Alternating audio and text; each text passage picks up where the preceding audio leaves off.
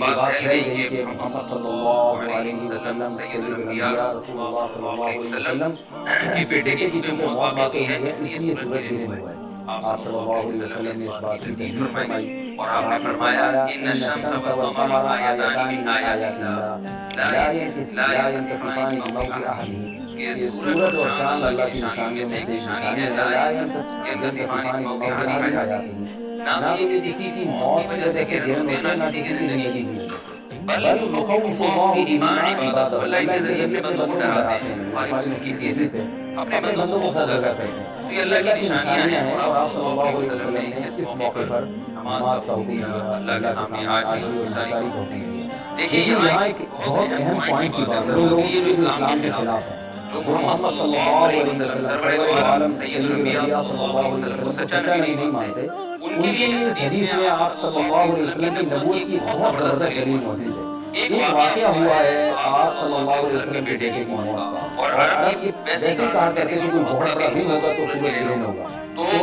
کوئی بھی شخص جو جھوٹا نبی ہو آپ خود بتائیے کہ کیا وہ ایسے موقع پہ اس واقعے کو اپنے حق میں کیش نہیں کرائے گا؟ وہ یہ کہے گا نہیں کہ میں تو پہلے ہی کہتا تھا کہ میں بہت بڑی شخصیت ہوں اور میرے بیٹے کی موت ہونا ایک پیغمبر کے بیٹے کی موت ہونا ہے، یقیناً یہ اس اللہ کی طرف سے نشانیاں ہے، یہ نشانی ہے سورج کا گرہن ہونا، یہ بتانے کے لیے ہے کہ واقعی یہ بہت بڑا دن ہے اور میں یہ بہت بڑا دن اس اعتبار سے کہ نبی کے بیٹے کی موت واقع ہوئی ہے۔ لیکن آپ صلی اللہ علیہ وسلم نے یہ سب نہیں کیا اور آپ نے بتایا کہ سورج اور چاند کے گرہن ہونے کا کسی کی موت یا زندگی سے کوئی تعلق نہیں ہو رہا۔ سائنس نے بھی ثابت کر دیا ہے کہ یہ ایک سائنٹیفک حقیقت ہے کہ جب زمین اور سورج کے درمیان چاند آ جائے تو سورج گرہن ہو جاتا ہے، اور جب چاند اور سورج کے درمیان زمین آ جائے اور سورج کی روشنی چاند تک نہ پہنچے تو چاند گرہن ہو جاتا ہے۔ یہ اس میں عبرت کی بات بھی ہے ان لوگوں کے لیے جو آپ صلی اللہ علیہ وسلم کی نبوت شک کرتے ہیں۔ البتہ آپ صلی اللہ علیہ وسلم نے اس موقع میں حکم دیا کہ اللہ سے تضرع اور عاجزی اور انکساری کی جائے، گناہوں کی معافی مانگی جائے، اور نماز آپ صلی اللہ علیہ وسلم نے پڑھی۔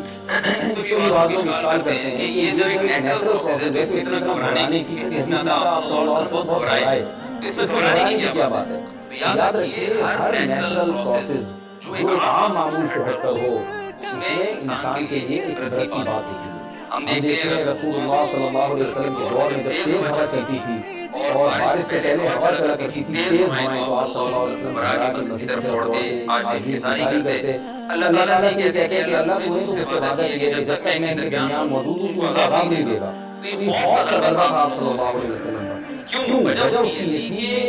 کہ یہی حالات قوم عاد اور قوم ثمود پر بھی آئے ہیں۔ قرآن میں آتا ہے فَلَمَّا رَأَوْهُ عَارِضًا مُسْتَقْبِلَ أَوْدِيَتِهِمْ قَالُوا هَٰذَا عَارِضٌ مُمْطِرُنَا بل هو ما استعجلتم به ريح فيها عذاب أليم تدمر كل شيء بأمر ربها فأصبحوا لا يرى إلا مساكنهم۔ کہ وہ بادلوں کو دیکھ کے کہنے لگے یہ تو ایک معمول کے مطابق بادل ہیں جو برسیں گے اور بارش ہوگی۔ تو پیغمبر نے کیا کہا کہ یہ بارش نہیں ہے بلکہ یہ وہ عذاب ہے جس کی تم جلدی کیا کرتے تھے، اور اس میں ایک ایسی ہوا ہے جو اللہ کے حکم سے ہر چیز کو ہلا دے گی، اور پھر ان پر